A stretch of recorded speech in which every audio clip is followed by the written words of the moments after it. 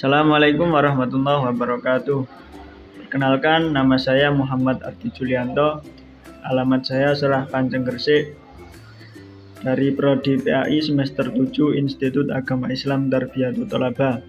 Saya PPL di MA Tarbiyatul Thalabah. Pada kesempatan kali ini, di tempat PPL saya disuruh memegang mapel akidah akhlak, yang mana pada pembahasan kali ini kita akan membahas tentang adab terhadap orang tua dan guru. Simak terus ya penjelasan kali ini. Baik anak-anak, langsung saja menuju ke pembahasan. Adab adalah aturan mengenai sopan santun yang didasarkan pada aturan agama. Baik anak-anak, setelah kita mengetahui pengertian dari adab, kita akan mempelajari dua adab. Yang pertama, adab terhadap orang tua, dan yang kedua, adab terhadap guru.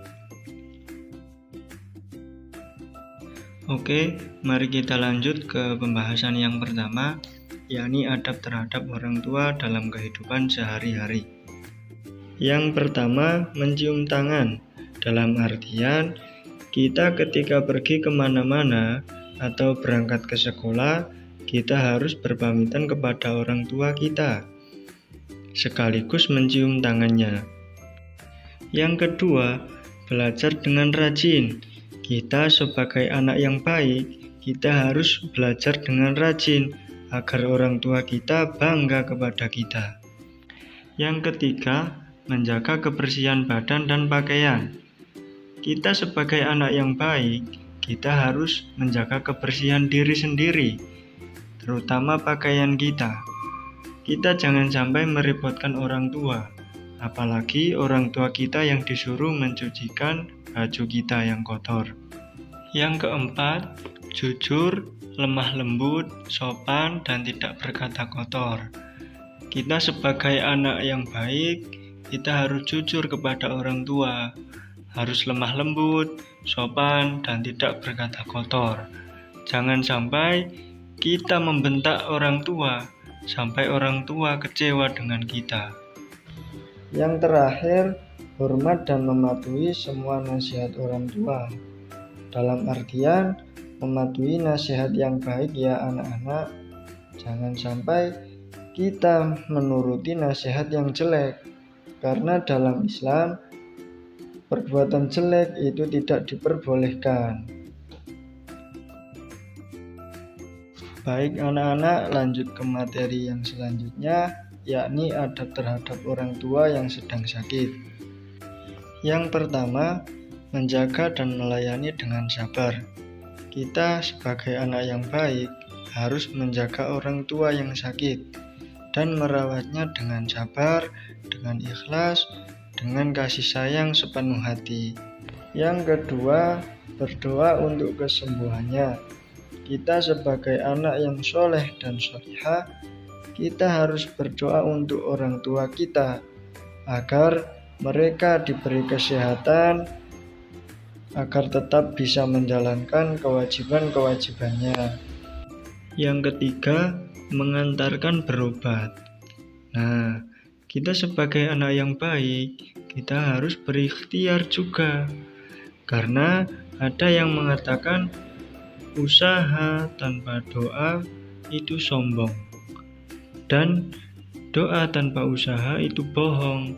Nah, makanya kita sebagai anak yang baik tadi sudah berdoa, dan kita harus tetap berikhtiar agar orang tua kita bisa sembuh dari penyakitnya. Yang keempat, jangan membuat kegaduhan, karena orang yang sedang sakit itu sangat butuh ketenangan. Yang kelima, mengantarkan wudhu dan melaksanakan sholat, karena sholat dalam Islam itu sangat diwajibkan. Kita sebagai anak yang baik, kita harus mengantarkan orang tua untuk wudhu dan melaksanakan sholat. Yang keenam, menyediakan makan dan minum. Pada intinya, kita harus merawat orang tua kita yang sedang sakit dengan baik, sabar, dengan penuh kasih sayang, dan tetap berikhtiar dan mendoakan orang tua kita. Baik anak-anak, kita lanjut ke materi selanjutnya, yakni adab terhadap orang tua yang sudah meninggal. Yang pertama, bila ada pesan, segera dilaksanakan. Jika orang tua kita meninggal dunia, dan sebelum meninggal, beliau menitipkan pesan kepada kita atau salah satu dari keluarga kita, kita harus segera melaksanakan pesan tersebut, agar orang tua kita tenang di alam sana. Yang kedua, segera melunasi hutangnya. Kita sebagai anak harus melunasi hutang-hutang orang tua kita. Berapapun hutang tersebut, kita harus membayarnya. Yang ketiga, berbuat baik di mana saja. Nah, kita sebagai anak yang soleh dan solihah, kita tidak boleh berbuat jelek ya anak-anak. Karena nanti jika kita berbuat jelek di mana saja, nanti pasti dipertanggungjawabkan kelak di akhirat. Nah, tidak hanya kita saja yang dipertanggungjawabkan, namun juga orang tua kita yang dipertanggungjawabkan. Maka dari itu, kita harus berbuat baik di mana saja. Yang keempat, jangan memperebutkan harta warisan. Nah, kita sebagai muslim-muslimah, jangan sampai sekali-kali kita memperebutkan harta warisan dari orang tua. Yang terakhir, mendoakan orang tua kita yang sudah meninggal. Nah, kita sebagai anak yang baik, kita harus mendoakan orang tua kita, agar orang tua kita senang di alam sana. Nah, setelah kita mempelajari bagaimana sih adab terhadap orang tua yang baik, kita akan mendapatkan keutamaan berbakti kepada orang tua kita. Yang pertama, dibukakan 2 pintu surga. Yang kedua, lebih utama dari jihad di jalan Allah. Yang ketiga, ridho Allah terletak pada ridhonya kedua orang tua. Yang keempat, dimudahkan rizkinya.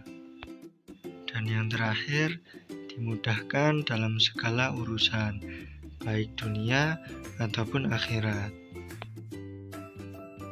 Baik anak-anak, setelah kita mempelajari adab terhadap orang tua, kita sekarang menuju ke pembahasan yang kedua, yakni adab terhadap guru. Yang pertama, kita tidak boleh lewat di depan guru kita. Yang kedua, kita tidak boleh duduk di tempat guru kita. Yang ketiga, menghormati putra-putrinya, kerabat, serta keluarganya, sebagaimana kita menghormati guru kita. Yang keempat, tidak memotong pembicaraan guru. Nah, ketika guru sedang berbicara, kita tidak boleh memotong pembicaraannya. Seperti halnya ketika pembelajaran, kalau guru tidak menyuruh kita untuk bertanya, kita tidak boleh memotong pembicaraan guru. Yang kelima, tidak boleh berbicara dengan nada keras. Yang keenam, harus menjaga perilaku atau ucapan, dalam artian kita harus sopan terhadap guru. Nah, kalau ucapan kita tidak boleh menyinggung perasaan guru, kita harus menjaga ucapan kita. Jangan sampai guru merasa tersinggung dengan ucapan kita. Atau kita jangan sampai berbicara yang kotor. Yang ketujuh, jangan sampai kita menyakiti hati seorang guru. Seperti contoh, ketika guru telah datang atau telah masuk ke dalam kelas, jangan sampai kita tidur di dalam kelas. Karena ketika kita tidur di dalam kelas, guru akan merasa tersakiti dan merasa kecewa dengan kita. Baik anak-anak, setelah kita mengetahui dan mempraktekkan adab terhadap guru, kita akan mendapatkan keutamaan berbakti kepada guru. Nah, berikut ini keutamaan berbakti kepada guru. 1. Mudah menerima pelajaran. 2. Mendapat ilmu yang bermanfaat. 3. Masa depan cemerlang. 4. Kelak menjadi orang hebat, bermartabat. 5. Hatinya tenang, tentram, pikirannya cerah, cahaya ilmu mudah masuk. Yang keenam, diangkat derajatnya oleh Allah. Yang ketujuh, barokah ilmunya, rizkinya, dan hidupnya. Baik anak-anak, alhamdulillah materi sudah selesai. Semoga kita dapat melaksanakan apa yang sudah kita pelajari, yakni adab terhadap orang tua dan adab terhadap guru, agar kita dapat keutamaan dari keduanya. Baik anak-anak, semoga materi yang sudah kita pelajari bisa bermanfaat bagi kita semua. Saya Muhammad Arti Julianto, kurang lebihnya mohon maaf apabila ada tutur kata yang kurang berkenan atau ada kesalahan dari saya mohon maaf yang sebesar-besarnya. Ihdinas shiratal mustaqim. Assalamualaikum warahmatullahi wabarakatuh.